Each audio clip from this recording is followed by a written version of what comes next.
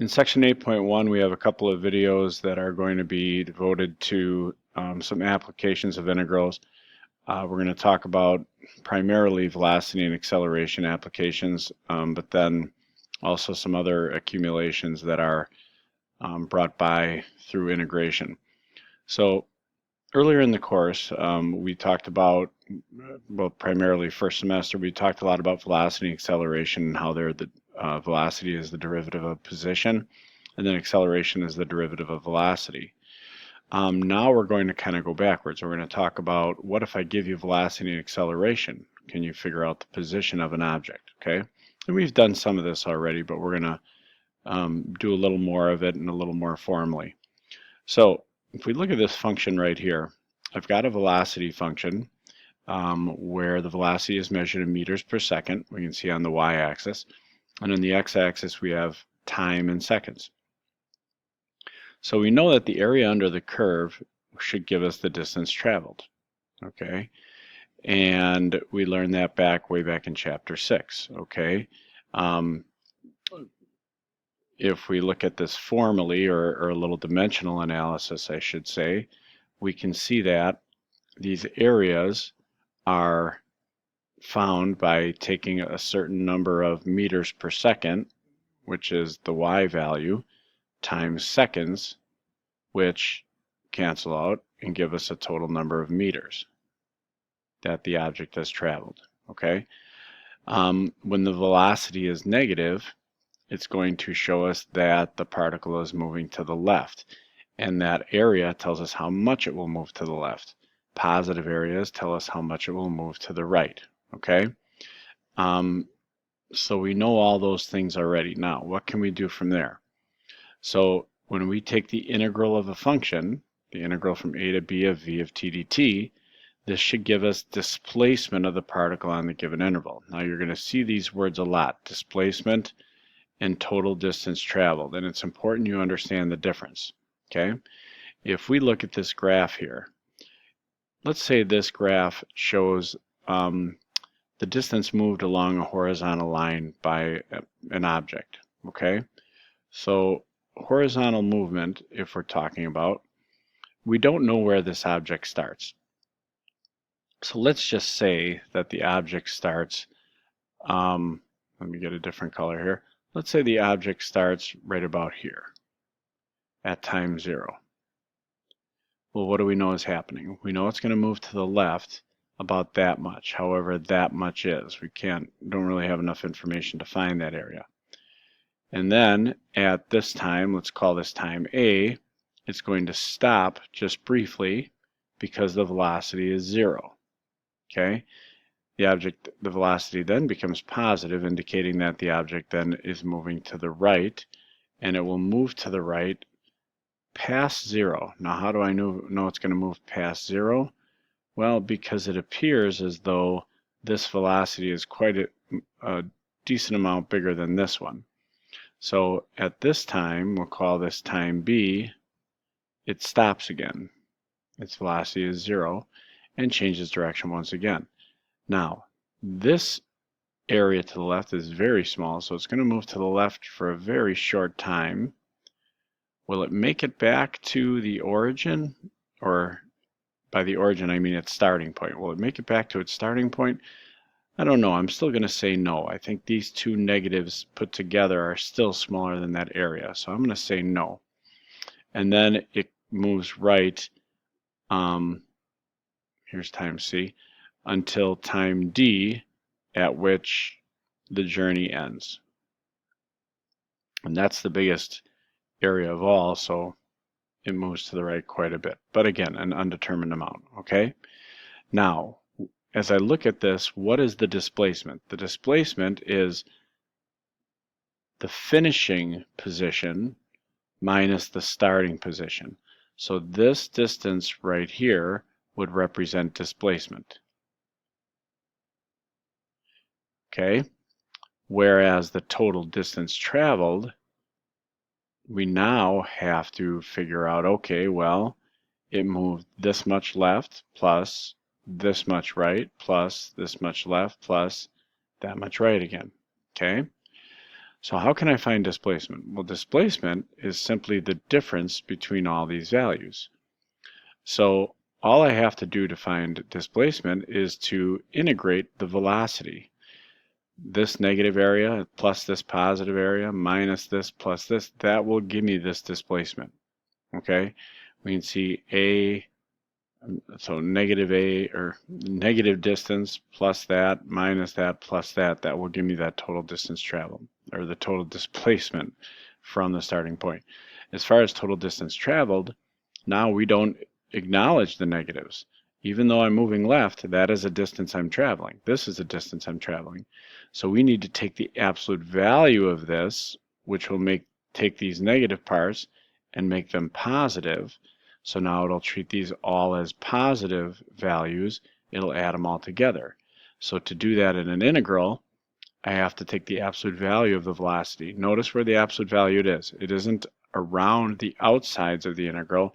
It's around the velocity. We have to take the absolute value of the velocity first and then integrate that. Okay?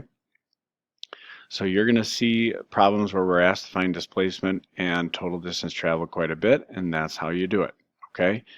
Now the thing with this is much of the time you will be using our calculator to find those, FNN to be specific, because we don't have an antiderivative for absolute values. So in order to find a particle's position at any time, now this is very important, we need to have an initial condition. In other words, we need to know the particle's position at least one given time. Notice, when I was kind of drawing this situation up here, I didn't know the initial position. I just put it anywhere. So can I actually find out where I am at the end of this journey? No, because I didn't know where I was at the start. Make sure you understand that this integral doesn't tell you where the particle is. It just tells you how far it moved since its starting point. Okay? It's a very important concept that many people make mistakes on. Okay, so here we have a velocity graph, and it looks just like the one on the previous page, except now I've given you some values for these areas. I told you this is negative 20, positive 41, negative 5, and 53. And let's say this velocity curve has a function, t minus 12 sine t. A particle moves along the x-axis, units in centimeters. Its initial position at time 0 seconds is x of 0 equals 8. I put that in a big yellow box. That's an initial condition. It tells us where the particle was when we started. The figure shows the graph of the particle's velocity, v of t. The numbers are the areas of the enclosed regions. Okay? So, yes, they aren't exact areas, they're just approximations, okay? So now, what do we want to find out? Well, let's find out first, what is the particle's displacement? Well, as we just said on the previous page, the displacement is simply the integral of v of t. So all I have to do is integrate from 0 to d the velocity function with respect to t. Now, that is going to be negative 20 plus 41 minus 5 plus 53. That will be my total displacement, okay? So 53 and 41 add up to 94. Those add up to a negative 25. 94 minus 25, I believe, is 69. And because the x-axis is in centimeters, that movement would be 69 centimeters from its starting point. Okay? Now, if I ask you for the total distance traveled in that same time period, now we would be taking the integral from 0 to d of the absolute value of v of t dt. And now all these areas are going to be positive. So it's 20 plus 41 plus 5 plus 53. So now it's 94 plus 25, which is going to give me 119 centimeters. So the distance between how far it moves as opposed to how much its position has changed. Displacement is how much the position has changed. Now, couple more questions. Give the positions of the particle at times A, B, C, and D. Well, I wouldn't be able to find this if they hadn't given me the initial condition, okay? Remember, they told me that at time 0, move this down a little bit, at time 0, the particle's position was 8. So I can say, since x of 0 is 8, I can say, what is x of a? Well, the position at times a, if it started at 8 and then moved 20 to the left, position at a would be negative 12. Position at time b, now from negative 12, it moved 41 to the right. So that's going to give us a positive 33. Now, from 33, between B and C, the particle moved 5 left. So now its position is 28. And the position at D, finally, from 28, it then moved 53 to the right. And 53 and 28, I believe, is 81 centimeters. Am I right about that? 28? Yes. And so I've got a problem because my answer doesn't make sense here. Let's see here. We started out at 8. We went 20 to the left to get negative 12. Then went 41 to the right. That should give us 33. 5 to the left, 28. 53 to the right, 81. So the reason I'm questioning this is because we started at 8. If we finish off at 81, that's a displacement of 73. And I got 69 here. So somewhere I made a mistake. Question is where?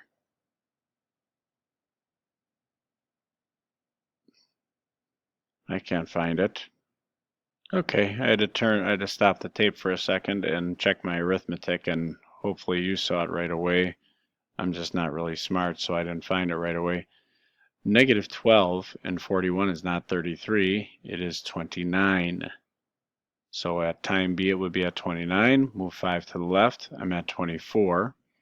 And then 53 to right puts me at 77 centimeters, which makes more sense. If it started at 8 and the displacement was 69, it should have ended up at 77, and now everything is good again. Okay. Approximately where does the particle achieve its greatest positive acceleration on the interval from 0 to b? Well, this is velocity, so acceleration would be the slope.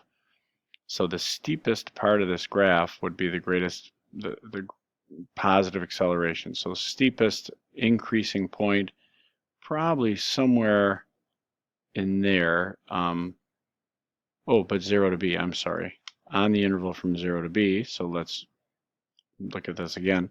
So from 0 to b, somewhere maybe right around a, it gets really steep right in there. So I would say at approximately x equals a.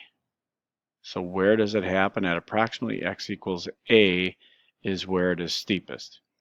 Indicate at least one interval where the particle is slowing down. So it says anywhere this time, so explain. Well, slowing down, remember, velocity and acceleration have to have opposite signs. Anytime this velocity graph comes back towards the axis, it's going to slow down. So I could say from here to about A, or from this point to about B, from this minimum to C, or from this maximum to point D. So this one, let's do the first one. So it's going to slow down from the first minimum to point A. So from the furthest left minimum, I guess, would be a good way of explaining it. Wherever that is, it's not labeled, so that's the only way I can really, or that's one way at least to express it.